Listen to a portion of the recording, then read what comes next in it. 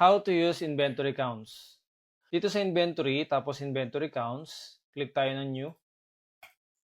Okay, ginagamit natin itong inventory counts para mag-sync yung actual count mo tsaka yung system count. Okay?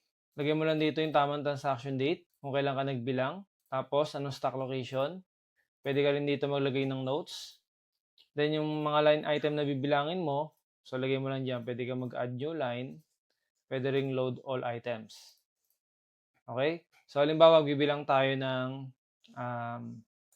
bottled water. So, makikita mo dyan yung bottled water natin, system count, 600 pieces. So, actual count, bilangin mo kung ilan yung nasa store mo. Halimbawa, bilang mo ay 550.